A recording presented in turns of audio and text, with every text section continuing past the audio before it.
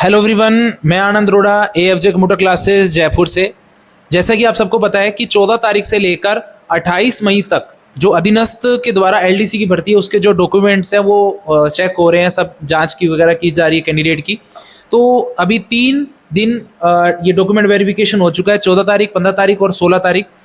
सभी दिनों के कुछ कुछ कैंडिडेट हमारे साथ में हैं। तो अब इनसे हम जानेंगे कि कैंडिडेट अभी ग्रुपों में क्या डिस्कशन कर रहा है, किससे रिलेटेड कैंडिडेट को बेसिकली इश्यूज हो रहे हैं, किस चीज़ के लिए कैंडिडेट को पैनिक करने की जरूरत नहीं है। अगर घर से निकले तो डॉक्यूमेंट्स के लिए क्या फॉर्मेट में निकले, शुरू से लेके अंत तक जितना भी फॉर्मेट है वो मैं आप सबको बताने की कोशिश करूंगा। तो सबसे पहले मैं ये जानना चाहूँगा कि जब कैंडिडेट वहाँ जाएगा तो जैसे एक यहाँ पे मैंने एक चीज़ और सुनने को मिला है कि 14 तारीख को जो डॉक्यूमेंट वेरिफिकेशन हुआ है वो, और 15 तारीख और 16 तारीख का जो डॉक्यूमेंट वेरिफिकेशन हुआ है तो उसमें कुछ बदलाव भी हुआ है। तो वो किस तरीके का बदलाव हुआ है ये भी चीज़ जांचेंगे। तो सबसे पहले मैं बात करता हूँ यहाँ पे नीरज जी से। नीरज जी, आपका कौन सी तारीख को ये डॉक्यूमेंट वेरिफिकेशन हुआ है? सर मेरा 14 तारीख को था फर्स्ट शिफ्ट में। तो मैं ये पूछना चाहूंगा शुरू से लेके अंत तक आप एक छोटे से रूप में बताने की कोशिश कीजिए ताकि भी कैंडिडेट पैनिक नहीं हो। जैसे ग्रुप में आप भी जुड़े हुए हैं काफी, तो कैंडिडेट क्या चीज के लिए पूछ रहे हैं और उनको किस चीज के लिए पैनिक होने की जरूरत नहीं है। एक तो शुरू से लेके एंड तक क्या क्या प्रोसेस से गुजरना पड़ा, बायोमेट्रिक कब लगानी पड़ी और वगैरह जो भी है।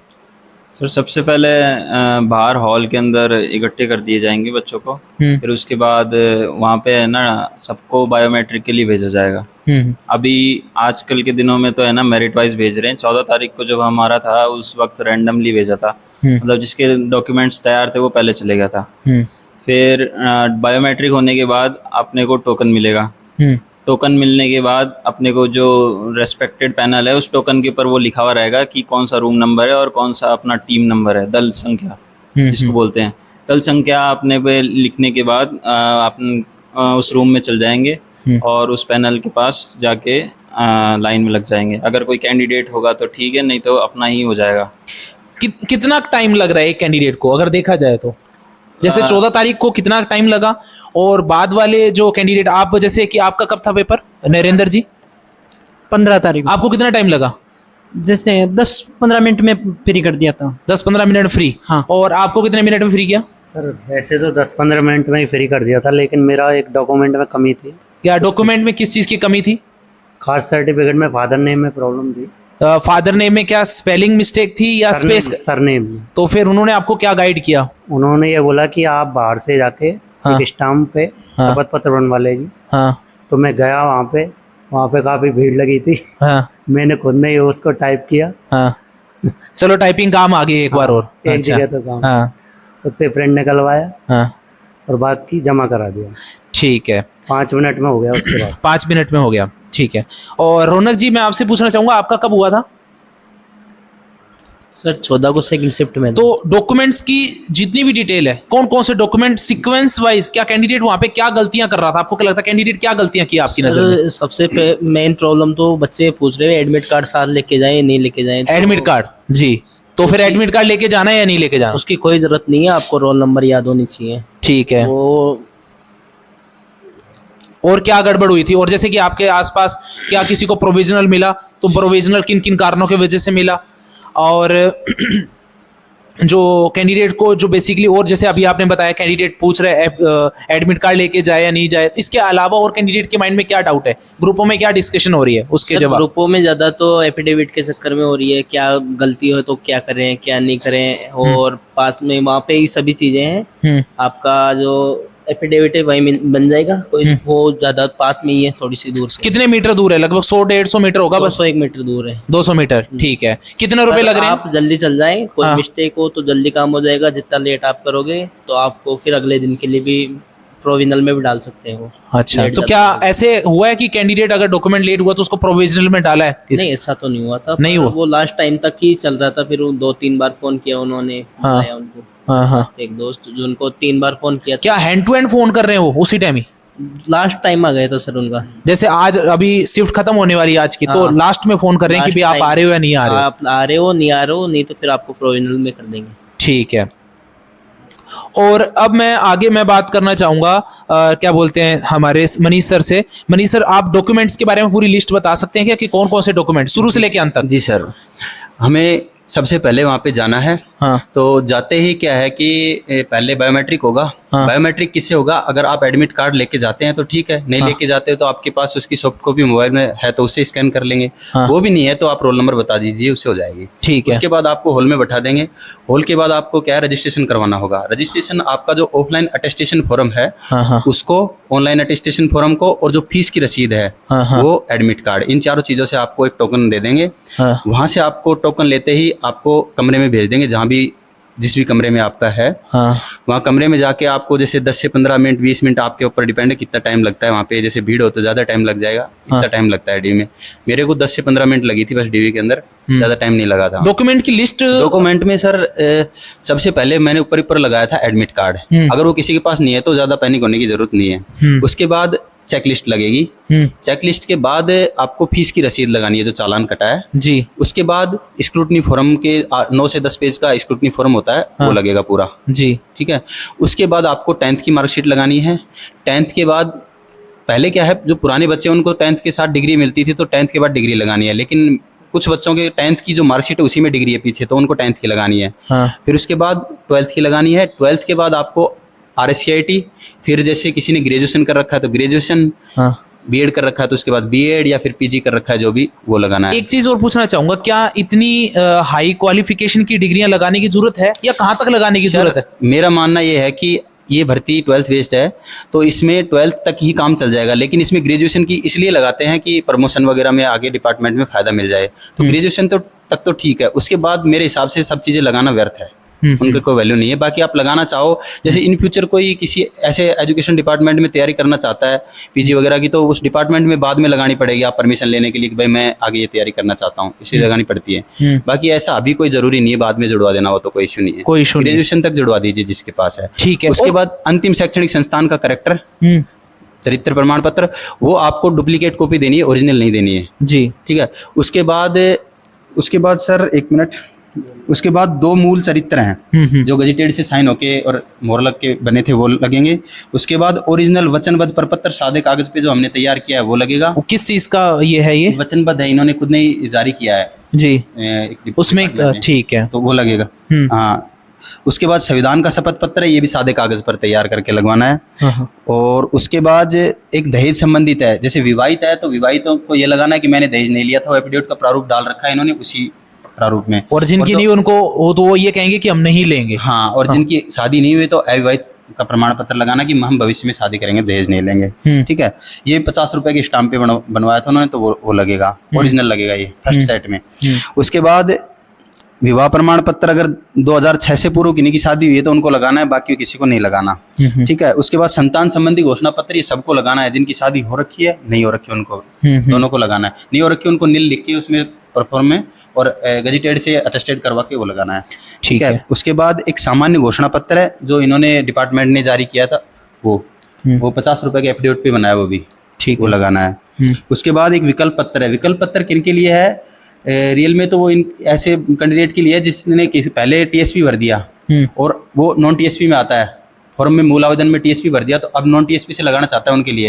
हालांकि बाकी इसमें ज़्यादातर कैंडिडेट लगा रहे हैं, नॉन टीएसपी वाला नॉन टीएसपी के लिए लगा रहा है, टीएसपी वाला टीएसपी के लिए लगा रहा है। बाकी इसको उन्हीं को लगाने की जरूरत है। कुछ सर तो क्या है, जैसे वहाँ पे डीवी के लिए लगवा रहे हैं इनको, कुछ नहीं लगवा रहे, तो मेनली वो इस चीज़ के लिए मैंने बताई दिया आपको। बाकी अगर लगाना चाहो तो इससे कोई इशू नहीं होगा, लगा देना आप, सादा कागज पे है भी। उसके बाद एक नमूना हस्ताक्षर प्रारूप है जो खुद का इंग्लिश और हिंदी लैंग्वेज में लिख के नीचे साइन करके वो जमा कराना है, सादे कागज पे है भी। उसके बाद एक कोई भी खुद की आईडी विद फोटो, और जैसे कि आधार कार्ड है उसमें QR कोड होता है, वो वाली आईडी चाहिए आपको। ठीक है। बस ये डॉक्यूमेंट है। और एक जैसे किसी के मूल आवेदन करते वक्त RSCIT में जैसे स्कॉलर नेम की जगह और कुछ भर दिया हो, या फिर जैसे रोल नंबर गलत भर दिया हो किसी डिग्री का, या परसेंटेज गलत भर दी, या किसी के फादर नेम मदर नेम खुद के नेम में कोई भी करेक्शन करना है तो उसका आप पहले ही एफिडेविट बनवा लें कि भाई ये ऐसे ऐसे है।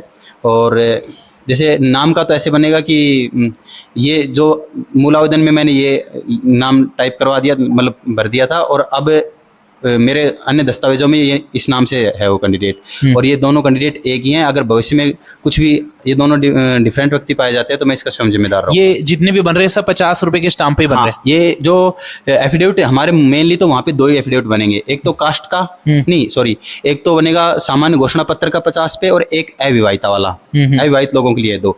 बाकी तीसरा बनेगा जैसे किसी का जाति है, जाति प्रमाण पत्र क्या है, जैसे मैं ओबीसी से बिलोंग करता हूँ, जैसे हमारा आवेदन की अंतिम तिथि 20 मार्च 2024 थी, तो 20 मार्च 2023 से बाद और 20 मार्च 2024 के बीच का है ना, उनको तो कोई एफिडेविट बनवाने की जरूरत है नहीं। और 20 मार्च 2021 से लेके और 24 के बीच का कोई कैंडिडेट है, यानी 3 साल का एक्सटेंशन मिलता है, तो उनको एफिडेविट बनवाना पड़ेगा। और इससे पुराना है तो उसको नया बनवा के नए के साथ एफिडेविट लगाना पड़ेगा। 3 कंडीशंस हो गई। 3 कंडीशन है, नया बनवाओ या तो नए के साथ एफिडेविट लगाओ, या फिर पुराना है तो ये 3 साल का एक्सटेंशन के साथ, या फिर जो 20 मार्च 2023 से 20 मार्च 2024 के बीच का है तो उसको एफिडेविट बनवाने की जरूरत है ही नहीं। ये चीज है। और मूल निवास कितना भी पुराना हो कोई इशू नहीं है, मूल निवास इंसान का एक बार ही बनता है, वो कोई इशू नहीं है। लेकिन 20 मार्च 2024 से बाद बनवाया अगर मूल निवास तो एफिडेविट लगाना पड़ेगा, पहले का हो तो कोई इशू नहीं आएगा। ठीक है। हाँ। इसके अलावा अगर मैं पूछूं कि जैसे आपका 14 तारीख को था, ठीक है, और आपका 16 तारीख को था, तो भाई क्या डिफरेंट किया है डॉक्यूमेंट वेरिफिकेशन के सिस्टम में, क्या इन्होंने बदलाव किया है? जैसे आपके क्या बदलाव मिला आपको? सबसे पहले तो सर जो 14 तारीख को डीवी हुआ था उसके अंदर चेकलिस्ट को भरने का तरीका है वो 16 तारीख से डिफरेंट था। हाँ। 16 तारीख को क्या उन्होंने एक तो खुद से वहाँ पे लगा रखा था क्रम वाइज की ऐसे डॉक्यूमेंट्स को सेट करना आपको। उसमें कुछ क्रम संख्या का था, उसमें 15 नंबर तक तो चेकलिस्ट में आता है ऑलरेडी लिखा हुआ। अब उसके बाद में उसमें क्या 12th की और RSCIT वगैरह की उसके अंदर लिखा हुआ नहीं है। तो पहले तो उसको 15 के बाद में लगवा रहे थे, जैसे 16, 17, 18। लेकिन 16 तारीख को उन्होंने क्या किया है कि जैसे 16 या 15 तारीख को? 15 को भी। तो उन्होंने क्या, जैसे 2 नंबर पर आती है 10th की मार्कशीट, तो उन्होंने वहीं पे 2A करवा के आगे 12th की और फिर 2B करवा के ग्रेजुएशन की और 2C में RSCIT की, ठीक है, इनकी मार्कशीट वहां लगवा दी उन्होंने। मुख्य बदलाव तो यही था। बाकी और मेरिट वाइज उन्होंने डीवी करवाया है, वो 16 को हमारा डीवी हुआ था, पहले रैंडम जाके करवा रहे थे डीवी। ठीक है। अब मैं आप सबसे कॉमनली एक बात पूछना चाहूंगा कि जैसे आप सभी किसी ना किसी टेलीग्राम ग्रुप में हैं या व्हाट्सएप ग्रुप में हैं, तो कैंडिडेट देखिए जब तक डॉक्यूमेंट वेरिफिकेशन नहीं हो जाता तब तक कैंडिडेट पैनिक रहता है कि भी उसको टेंशन होती है कि गड़बड़ नहीं हो। तो इतनी सभी चीज़ों के अंदर आपको कौन कौन सी चीज़ों को देख के लग रहा है कि कैंडिडेट को किस किस चीज़ के लिए पैनिक होने की जरूरत है और बार बार रिपीट कर रहे हैं? कौन सी ऐसी चीज़ है जो बार बार रिपीट की जा रही है और जिसका कैंडिडेट को पैनिक होने की जरूरत? जैसे एक है ये अटेस्टेशन वाला जो है, वो क्या चीज़ है जो बार बार पूछी जा रही है? अटेस्टेशन का ऐसा है कि सर जैसे हमने पहले स्क्रूटनी फॉर्म जब भरा था, हाँ। तो उसमें वो ऑफलाइन हमने हाथ से लिखकर अटेस्टेशन फॉर्म अपलोड किया था। हाँ। अब बच्चे पूछते हैं कि ये दोबारा वहाँ लगाना है या नहीं लगाना। हाँ। तो इसको जैसे लगा रहे हैं तो भी ठीक हो, नहीं भी लगा रहे तो भी चल जाएगा काम। ठीक है, लेकिन लगा दे तो बेस्ट है। स्क्रूटनी फॉर्म के बाद में अटेस्टेशन हमने लगाया है और उन्होंने एक्सेप्ट किया था, कोई दिक्कत नहीं है उसकी। ठीक है। आप कुछ कहना चाहेंगे? सर हमसे वो नहीं लगवाया, ऑफलाइन वाला अटेस्टेशन फॉर्म था, मतलब 15 तारीख से लगवाया कुल मिला के। वो सर क्या है कि अलग अलग जो फैकल्टी है वहाँ पे जो जांच के लिए बैठी हुई है उन पे डिपेंड करती है चीजें, कुछ लगवा रहे कुछ नहीं। हालांकि सर क्या है जो स्क्रूटनी फॉर्म है ना, उसके अंतिम 2 पेज अटेस्टेशन फॉर्म के होते हैं, वो सेम वही चीज होता है जो हमने ऑफलाइन भरा था, तो उसका ऐसा कोई जरूरी तो है नहीं। और कुछ कैंडिडेट से वो लगवा रहे हैं और कुछ से नहीं लगवा रहे, वो ये है। अब ऐसे तो सर एक कैंडिडेट ऐसा भी था जिससे जो अंतिम शैक्षणिक संस्थान का जो चरित्र था ओरिजिनल ले लिया उन्होंने, लेकिन ओरिजिनल नहीं मांगते, फिर वो बाद में जाके वापस लेके आया था, सर मेरा ये दो, तो कॉपी लगवाई थी फिर उससे।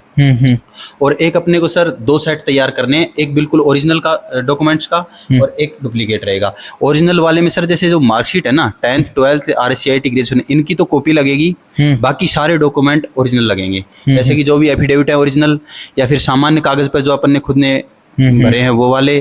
और एक सर क्वेश्चन ये है कि कुछ कैंडिडेट का कि अपने पास जो स्क्रूटनी फॉर्म की 2 कॉपी निकलवाई है, 2 सेट बनेंगे, तो उसमें जो अंत में जो अटेस्टेशन फॉर्म है उस पे गजेटेड का साइन वगैरह सील वगैरह होगी, तो दोनों पे लगवानी है, एक पे लगवा के दूसरे की कॉपी करवा ले, ये भी उससे काफी बंद होगा। तो मेरा मानना ये है, जहाँ तक मुझे पता है वहाँ का, कि सर या तो दोनों अलग अलग करवा ले तो बेस्ट है, और अगर कॉपी भी करवा लेंगे तो कोई इशू नहीं है मेरे हिसाब से। तो बाकी इसका सर मैं इतना श्योर नहीं हूँ, और किसी से पूछ लीजिए इसके बारे में अगर ऐसा कुछ हुआ होता है। सर वो उसमें मतलब गजेटेड करा सकते हैं, कोई दिक्कत नहीं है।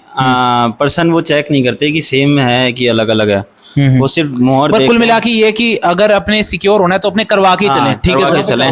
हाँ, दोनों भी करवा लें सर, है ना?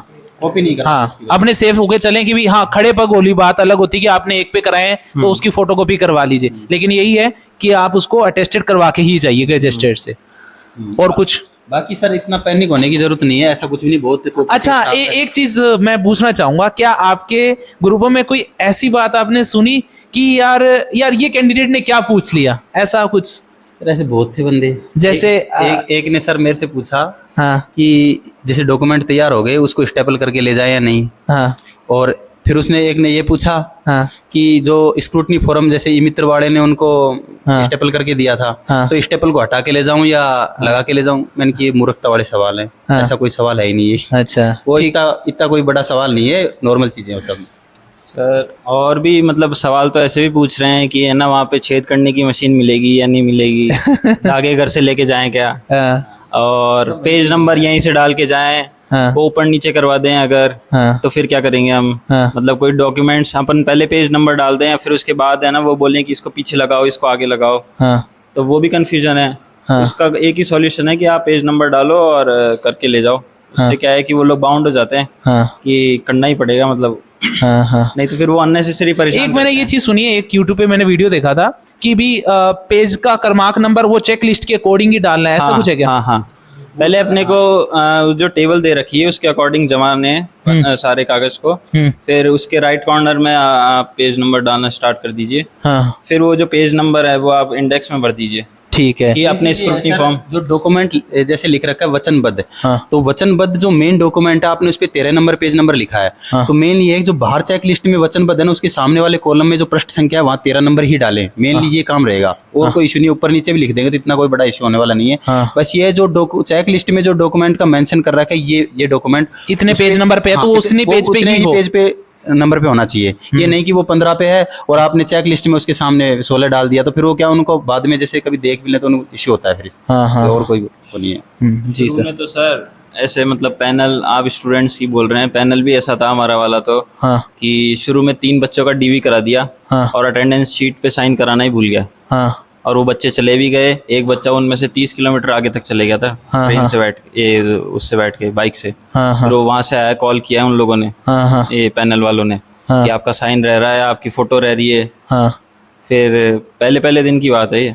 ये देखिए, ये तो है ही कि पहले दिन थोड़ा सा इश्यूज रहता ही है, हाँ। पर उसके बाद मेरे हिसाब से अब कोई इशू नहीं, अब कोई इशू नहीं है। एक सर अब थोड़ा कोई फोटो का इशू था, कुछ कैंडिडेट ये पूछ रहे थे कि फोटो जो मूल आवेदन में लगाई थी वही रखें या फिर अब जैसे दूसरी फोटो लगा सकते हैं। मैंने क्या सर, पहले मेरे मूल आवेदन में पुरानी फोटो थी, अब नहीं लगाई है ना, तो कोई इशू आया नहीं, वहाँ के स्टाफ ने भी मेरे को कुछ नहीं बोला। वो जो अवेलेबल है, जैसे कई जगह तो ये लिख रखा है कि नवीनतम फोटो लगाओ, तो नवीनतम में तो फिर नहीं लगानी पड़ेगी।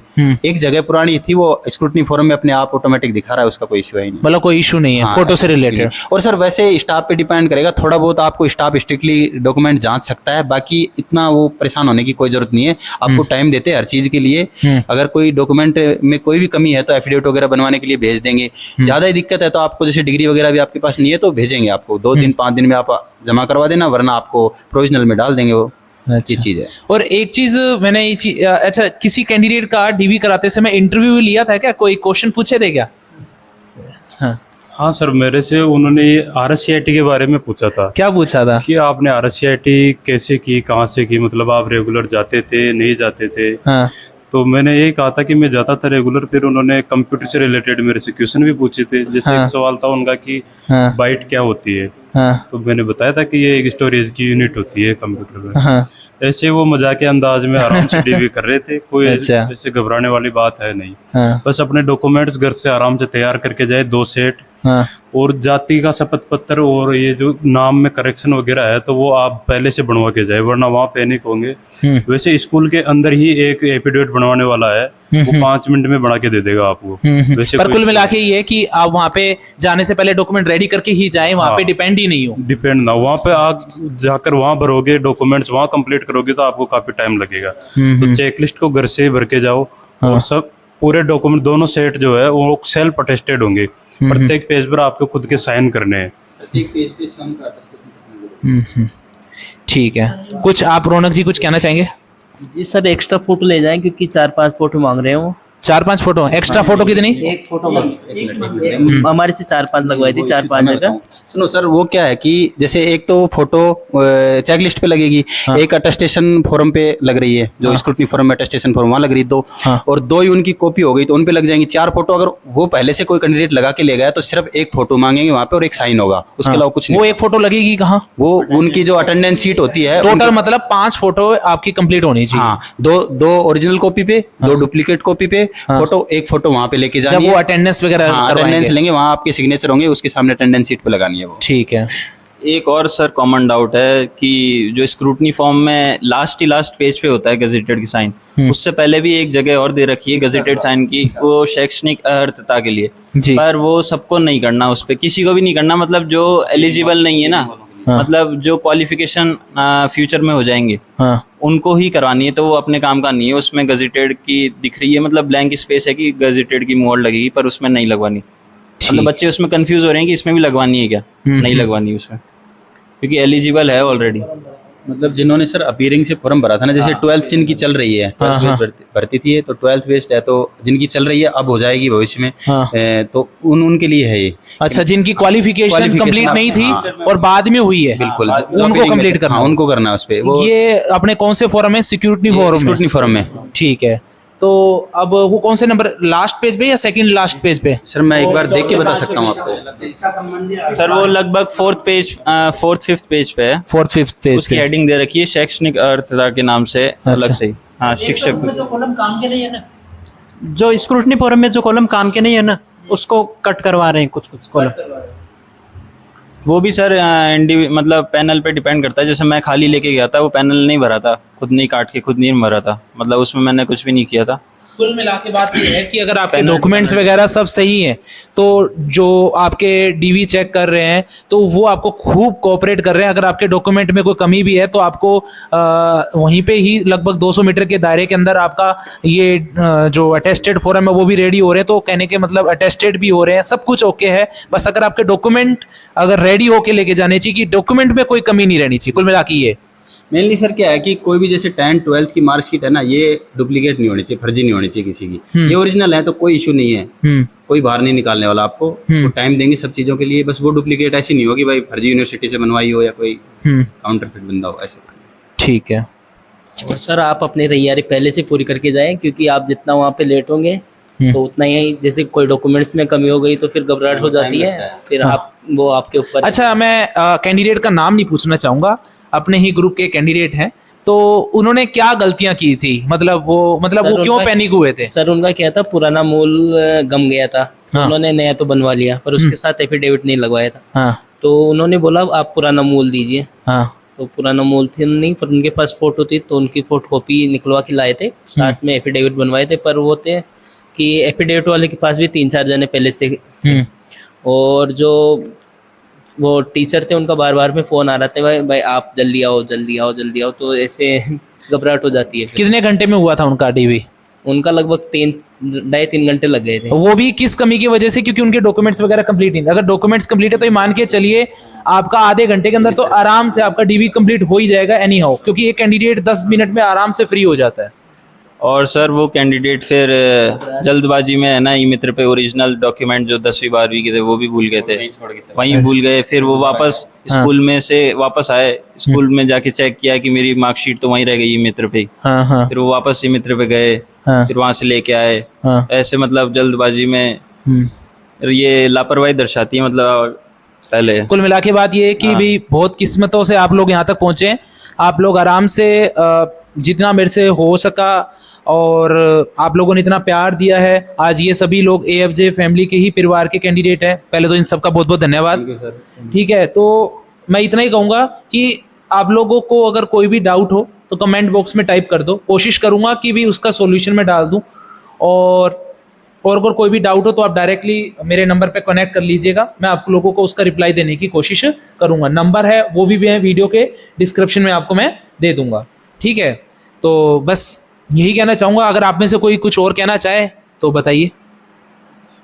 नहीं? Thank you sir.